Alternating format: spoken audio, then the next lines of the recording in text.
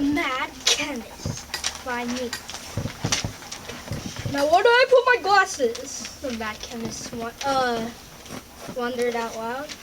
He walked to his shelf of chemicals and removed the bottle labeled fresh squeezed orange juice. Ah, I found the acid, he said, squinting at the bottle. But then he tripped and knocked over the shelf. Ah!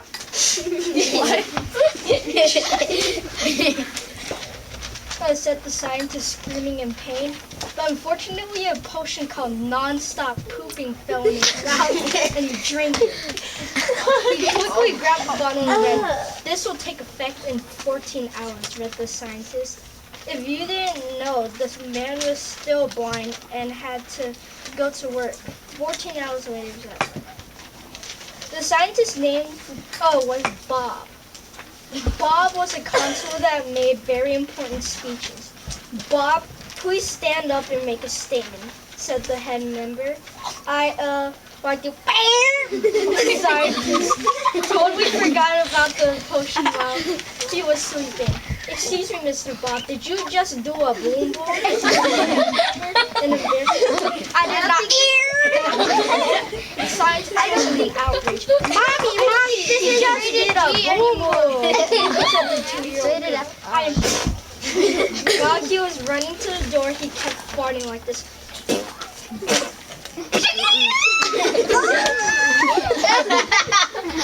He went to his car and he was speeding at 100 miles per hour. Unfortunately, a cop caught him. Hey, please step out of the vehicle, said the cop. What's your name, son? I am Bob. The cop fainted for how nasty the fart was. Bob rushed back to the car and drove 200 miles per hour now. But when he couldn't take having to poop, he went to McDonald's restaurant, but one of them. Now, where did I put my glasses? The mad chemist wondered aloud. He walked over to his shelf of chemicals and removed a bottle labeled fresh squeezed orange juice. Ah, I found the acid, he said, squinting at the bottle. He found his dog's food bowl and poured the orange juice into it. The dog ran into the lab He drank the orange juice. The dog didn't like it, so he vomited. Why did you vomit? The chemist said angrily. The chemist wanted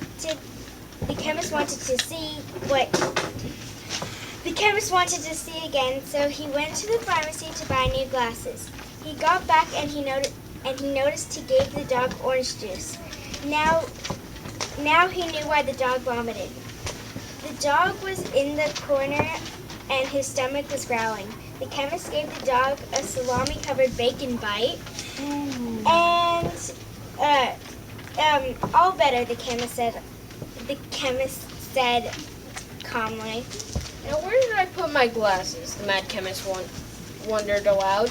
He walked over to his shelf of chemicals and removed a bottle labeled freshly squeezed orange juice. Ah, I found the acid, he said, squinting at the bottle. He took a second look at the shelf. Right behind the so-called acid, he found his glasses. Now I can finish my experiment, he said cheerfully. He went over to the bottle, opened the bottle, and dropped a drop of the acid into a beaker full of greenish acid also. All of a sudden, a tiny explosion happened, and Mr. Dinkles hisses at the explosion. The beaker breaks, a glob appears, and starts chomping on the table. Now Mr. Dinkles and the mad chemist have to deal with a table-eating thing that looks like snot. They don't even know what it eats. Well, that's gonna be hard. Jeez, better hope they don't get eaten. Bye.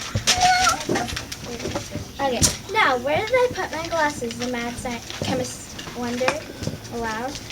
He walked to his shelf of chemicals and removed the bottle labeled freshly squeezed orange juice.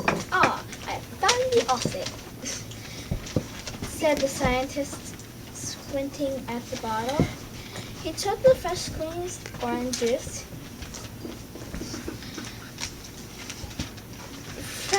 squeezed orange juice and to the new potion he called the poison potion.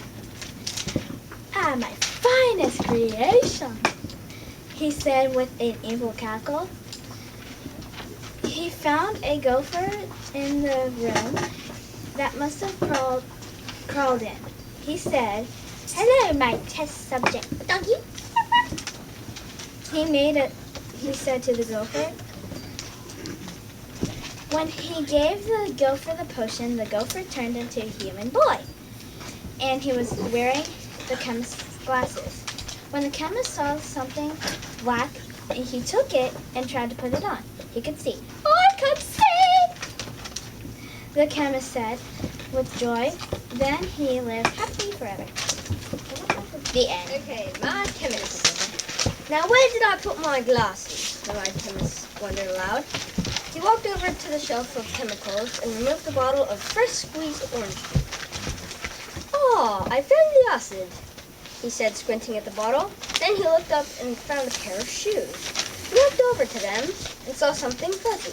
"Holy wacky little gopher! It's my assistant gopher, supercalifragilisticexpialidocious Bob!"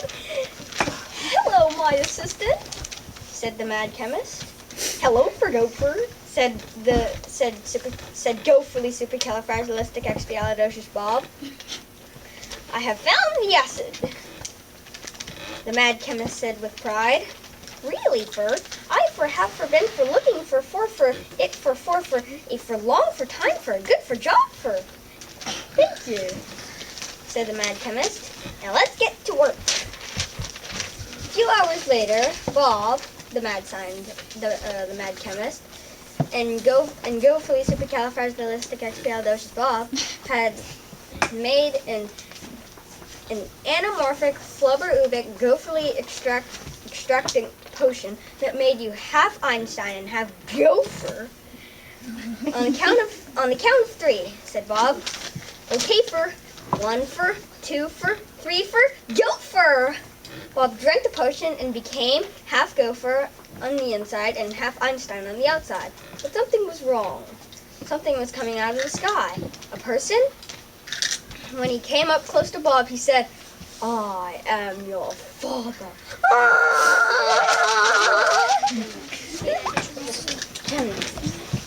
Now where did I put my glasses? The mad chemist wondered aloud. He walked over to the shelf of chemicals and removed the bottle labeled fresh squeezed orange juice. "Ah, I found the acid," he said, sniffing at the bottle. Suddenly he saw a dog with his glasses in his mouth. The mad chemist squinted at the dog and said, "Hey, you give me back those glasses." But the dog barked at him and ran into the hallway. The mad chemist said, "Oh, no, you didn't." and ran to the dog. The dog dropped the glasses while he was running.